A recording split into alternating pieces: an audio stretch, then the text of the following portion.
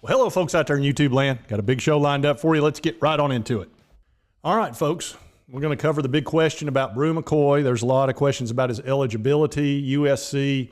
They're saying one thing, but are they really doing something different, or are they playing games and using word salad to kind of get around the issue? Now, let's understand, none of us know what really happened. We just know there are no charges, and it's been quite a while. So, I don't understand why he has not been ruled eligible at this point. But USC could have taken care of that. And USC came out, and they came out with a little bit of BS here. It says, consistent with NCAA rules. And I mean, they're really dancing on a fine line here. Promptly and accurately responded to all requests from the University of Tennessee related to Bru Mccoy. At no point since Bru entered the transfer portal in January have we objected, but have you been helpful to him being made immediately eligible to play at Tennessee? The issue of Bru's eligibility ultimately rests with the NCAA, and we wash our hands of it, basically. Well, guess what?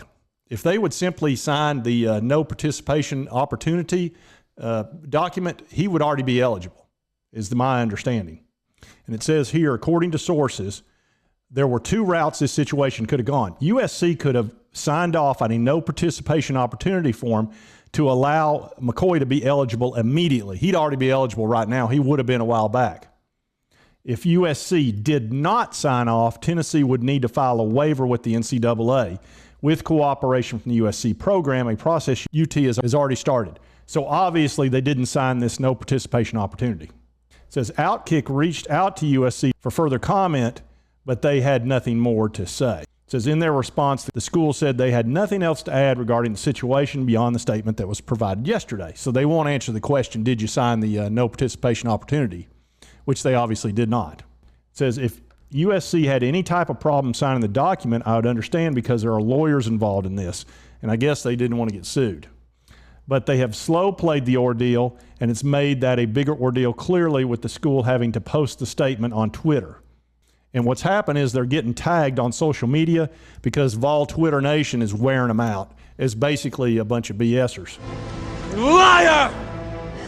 And they're getting called out big time, not only from Vol Twitter, but also Austin Price has been talking about how it's a half-truth. And here's what the no participation opportunity form looks like, and they haven't signed it, obviously. And it says, was no longer given an opportunity to participate on the institution's team for reasons outside of the student-athlete's control. So they don't want to sign this. I guess they're afraid they might get sued. And it says here, it appears USC has dragged its feet, and now it's in the hands of the NCAA. It's mind-blowing that these things take so long to get resolved, and here we sit with just a handful of days before the 2022 season. So it's pretty obvious USC is full of crap, and they refused to sign that document. And now they're acting like, well, we're fully participating. It's really in NCAA's hands.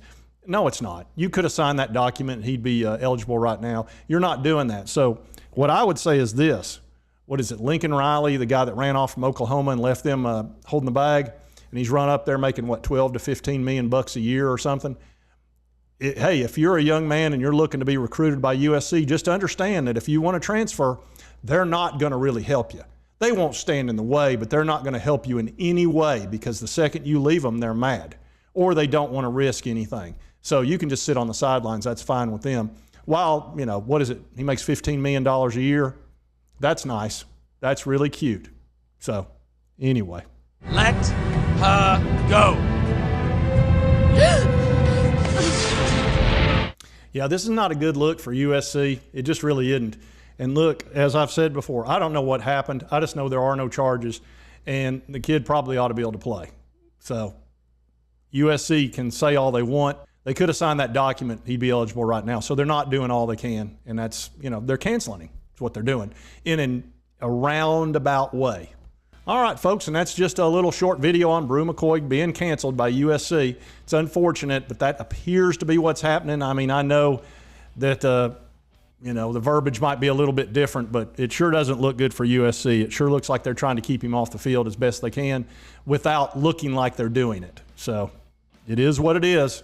And if you like this content, be sure to hit that like button. Lets me know to continue to cover the Vols. And if you haven't subscribed, hit that subscribe button. I'd appreciate it. And we'll see you next time on Sports Talk J.